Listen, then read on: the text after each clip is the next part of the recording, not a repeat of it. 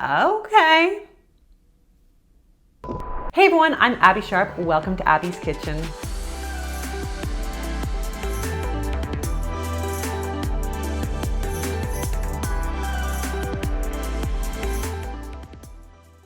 Today we'll be doing another Harper's Bazaar Food Diaries video and taking a look at everything that former GOT7 member and current Higher Music solo artist JB eats in a day. But first, let me tell you about my sponsor, Bespoke Post. So the past 2 years have been quite emotionally challenging for a lot of us. But one thing I definitely look forward to each month to keep my spirits high are my monthly Bespoke Post boxes. So Bespoke Post is a monthly membership club delivering top shelf goods from under the radar brands. They purchase 90% of their products in the boxes from small businesses, and they curate them into really cool themed boxes that you get to experience based on your preferences.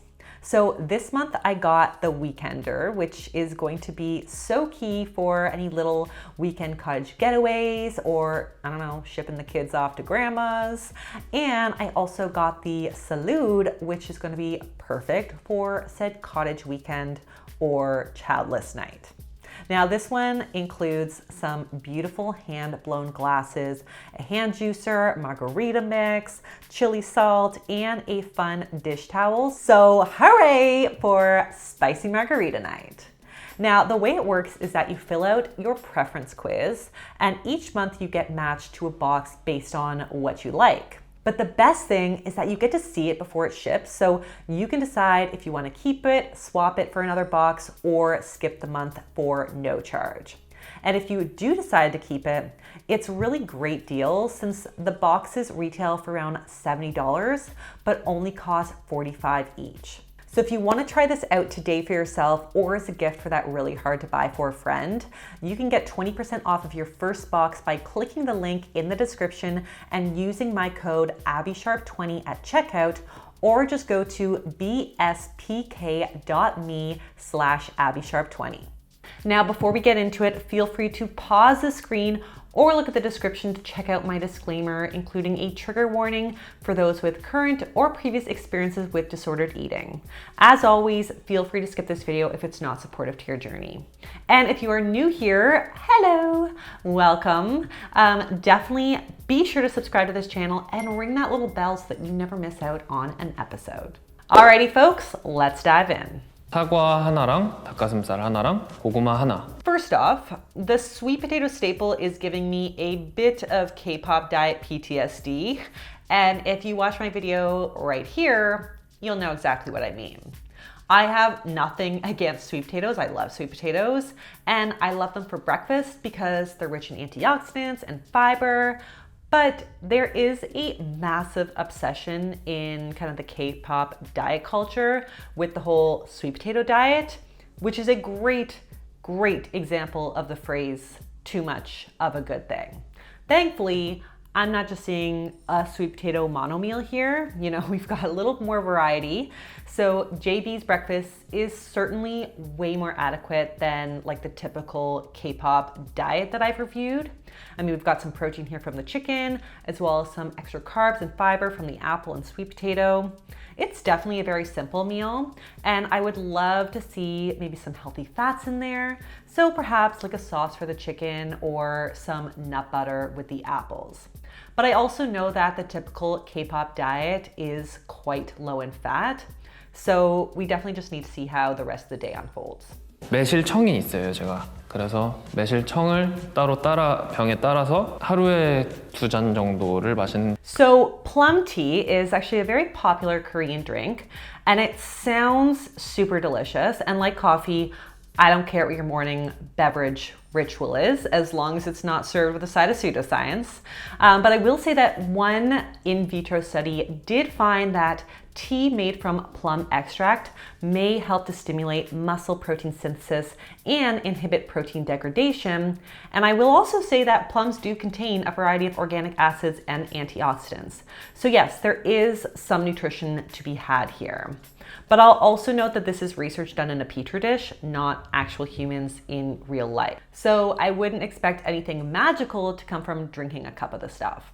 And while I've seen a lot of online influencers extrapolating some of these alleged health claims, I didn't actually see any BS from JB himself. So I'm happy to say nothing to report here. Move along, you little troublemakers! Let's press on. 우롱차는 하루에 하나씩 꼭 마시는 것 같고 너무 많이 사가지고 I feel like Oolong's PR team needs to step it up a bit because green tea seems to get like all the wellness woo fanfare, but it actually ranks quite similarly to green and black tea in terms of its antioxidant potential, and it contains roughly the same amount of caffeine as green tea. There's also a fair bit of cohort-based research suggesting that habitually drinking oolong tea may provide brain, bone, and heart health benefits. So if you like something that is more or less kind of like a hybrid between green and black tea, then oolong might be a really great choice. 요즘에는 다들 바쁘잖아요. 그러니까 이제 배달 음식을 주로 시켜 먹어요. 제육볶음에다가 김자반을 넣고 참기름을 넣고 뭐 들깨가루를 뿌려서 퓨전 음식 같이 약간 많이 만드는 것 같아요. Okay, so jeopokkum, and I tried to look up how to pronounce that, so I do apologize that it's not perfect, is a popular Korean barbecue dish that's basically marinated pork in all the really good stuff like soy sauce, sesame oil, garlic, ginger, and one of my all-time favorite Korean ingredients, gochujang. I am obsessed. And while I think a lot of my North American followers watching may think, well, where's the avocado toast or protein pancakes for breakfast? Lemon water. I think it's a really good reminder that most cultures don't pigeonhole certain flavors or certain foods into certain meals of the day. And there's actually no physiological benefit to it either. So for those of you stuck in like a breakfast rut, maybe reevaluate what foods you deem appropriate for the morning. This to me looks like a super satisfying second breakfast. So we've got lots of protein and some fat in the marinated pork. And I love that he's kind of revitalized leftovers with his own little unique spin. But I would love to see this paired with some rice or maybe that morning sweet potato for some energizing carbs. And it also would be very easy to like throw in some leftover veggies as well while he's refrying the mixture. 보통 점심은 시간이 따로 정해져 있지는 않는 것 같아요. 너무 배고프다 이럴 때에 먹지는 않는 것 같아요. 적당하게 배고픔이 느껴질 때 딱 적당량만 채울 수 있게끔 밥을 먹는 편인 것 같고. Okay, listen. We are all super busy, and I also know that the schedule of these K-pop artists is borderline inhumane. So I know that fitting in meals can often feel like a task. But given the energy demands of rehearsals and performing, you gotta make eating a priority. And this applies even if you're just sitting at your desk like I do all day long. Think about it.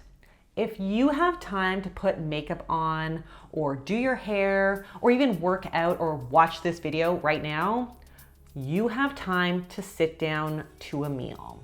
And while it's a bit hard to follow, I think what JB is saying here is that taking the time to eat helps to ensure that he eats the right amount and doesn't overeat in like a desperate state of hunger. So this is why I always talk about the gas gauge. If we let ourselves get right down on empty, we tend to make kind of frantic, hasty decisions, and it's hard not to overeat. But eating when we've reached a moderate level of hunger allows us to be more mindful with our meals and land ourselves at a more comfortable state of fullness. 점심은 대부분 거의 한식 위주인 것 같아요. 왜냐면은 저는 입맛이 좀 외국을 나가서도 김치찌개를 찾고 된장찌개를 찾고 막 이러는 사람이라서 가끔 가다가 오늘. So if this video doesn't motivate you to order some Korean food tonight, I don't know what will. So JB's go-tos for lunch are kimchi jjigae, which is like a kimchi stew, as well as doenjang jjigae, which is a stew made from soybean paste. And one thing that I love about Korean food is that not only is it super flavorful, but it also incorporates a lot of really nutritious fermented foods like kimchi and soybean paste. This not only gives each dish a unique kick of flavor, but also offers some really great gut healthy probiotics as well. There's also some research suggesting that fermented foods actually help to make nutrients from food more easily absorbed by the body, which to me is really a win-win all around. Now, I didn't hear him state this, but usually Korean food is served with bancon. I hope I'm pronouncing that right. But these are like little side dishes like cooked rice and other veggies. So I'm assuming we're getting some vegetables in there along with the carbs from some rice, which typically complement the protein in the stews. And I also have to acknowledge the guy does seem to use some oil when he's kind of stir frying his meals, because I just feel really relieved that we're not dealing with the typical K-pop fat-free oil phobia that I commented on right here. 저는 간식은 별로 안 좋아해서 단 거 위주? 화이트 초콜릿, 그러니까 밀크 초콜릿. 홈런볼이라고 있어요. 다들 친구들 보면은 막 프링글스 좋아하고 막 이러는데 저는 프링글스보다는 저는 좀 스윙칩 약간 이런 거 좋아하고 오징어 다리, 육포. Alright, so even though JB suggests he's not much of a snacker, it's great that when he does decide that he feels like a snack, he actually seems to talk about a lot of these kind of like sweet foods, like chocolate and stuff like that, very joyously. Also, I just want to say that I know society has equated snacks with like ultra processed or less nutritious foods, but I really would like us to reclaim that term to just basically mean like a mini meal. Yes, snacks absolutely can include fun foods, but their purpose is really to kind of carry you from one meal to the next. And that to me means focusing on the hunger crushing combo. So if you want milk chocolate, pair that chocolate with some nuts or some yogurt, or maybe like throw it into my protein oats, for example, like I did in my hunger crushing combo video right here. 저녁은 10시 이전에 먹고 배달 음식이나 아니면 진짜 식당 가서 먹거나 고기를 구워 먹는다거나 매운탕을 먹는다거나 매운탕 하니까 매운탕 먹고 싶네. 햄버거는 좋아하지만 피자는 진짜 잘 못 먹어요. 회를 가장 많이 먹는 것 같습니다. 그것도 거의 한식 위주인 것 같아요. Okay, so I'm definitely seeing a preference towards takeout meals here, which I think is kind of how a lot of our generation nowadays eats given our busy lifestyles. But restaurant and takeout food is typically quite high in sodium and saturated fat. And a lot of Korean takeout dishes do depend on like high sodium broths, lots of soy sauce, and soy-based paste. Also, like North Americans, adults in Korea are on average consuming significantly more sodium than what health authorities do recommend. So in 2012, South Korea implemented a national plan to reduce sodium intake to try to get intake to 3,500 milligrams per day by 2020, which is still about 170% more than the recommended amount. Now, whether or not a low sodium diet is actually that important for overall health is currently up for debate. We know, however, that excess sodium can increase the risk of stomach cancer and high blood pressure, but a large Cochrane Review meta-analysis found that a low salt diet didn't actually have a significant impact on heart disease risk or death. In other words, it seems to benefit the blood pressure numbers, but not necessarily the risk of dying from high blood pressure. Confusing, I know. What the hell are you talking about?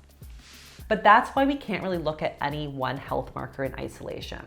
Now, heart health aside, another side effect of getting too much sodium is bloating. And since in this clip he actually did say that eating 2 slices of pizza makes him feel very, very full, I would just want to be mindful that a lot of sodium may also cause a similar uncomfortable feeling. So I know he's super busy, but I would try to encourage cooking a few meals a week at home, or if that's just totally not realistic, just trying to ensure that he's enjoying a variety of potassium-rich veggie-based bancon to help balance the sodium levels in the body. 생선류를 좋아하는 게 좀 바다 쪽을 좋아하는 것도 있고 제가 또 낚시 좋아하니까 좀 연관성이 있는 것 같습니다. Okay, so I just love how JB attributes his enjoyment of seafood from his love of the ocean and fishing. This is such a great reminder that food is so much more than just nutrients and calories. In fact, research has even found that food memories, both positive and negative, are significantly associated with food choices and our general attitude and behaviors towards food. And that is really not surprising. 밥을 먹을 때는 그냥 물만 먹어요, 웬만해선. 음료를 먹으면은 그 한국의 칠성사이다라는 코카콜라가 더 제 입맛에 맞는 것 같습니다. 소주만큼 좋은 건 없는 것 같고요. 와인을 좋아하는 편이에요. 그리고 제가 또 So obviously choosing water most often is ideal, which it sounds like JB does. And while yes, we do have correlational research linking sugar-sweetened beverages consumption to things like obesity and chronic disease, it's very important to note that this is correlational research. It's not like you have one soda and you get diagnosed with diabetes or heart disease.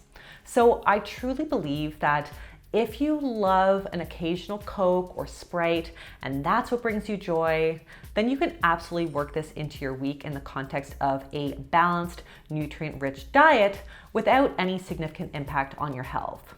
It doesn't need to be all or nothing. 디저트 같은 경우에는 그렇게 좋아하지는 않아요. 하겐다즈 녹차맛 아이스크림이랑 하겐다즈의 딸기맛 아이스크림이랑 푸딩. 저희 어머니 아버지가 그 디저트 요거트 카페를 하셔서 항상 이제 요거트를 좀 보내주세요.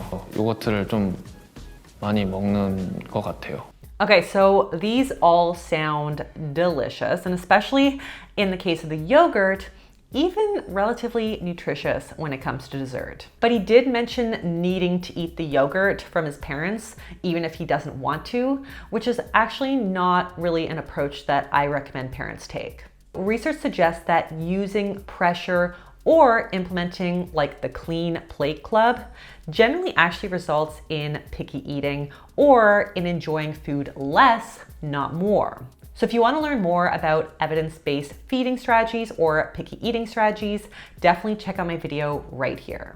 안 하면은 야식을 많이 즐기는 편이에요. 전 BBQ 치킨을 좋아합니다. 그리고 야식하면은 라면이죠. 어릴 때 라면을 너무 좋아해서 또 야식은 회죠. Okay, first off, I'm so effing hungry now after that little montage. But I gotta say, we've made it this far without hearing the big D word. But alas, here we are. Now, generally speaking, I am appreciative that the meals he cited here don't set off my like K-pop diet culture alarm bells, aside from occasionally skipping lunch, which we talked about, and the virtually fat-free first breakfast meal. And I will say that I appreciate that his discussion around foods feels pretty joyful and unrestricted. But I would be shocked if he didn't feel some pressure by the K-pop diet culture to look a certain way. And since he did mention enjoying late night foods when he's not dieting, I really want to remind everyone that eating at night doesn't inherently make you gain weight.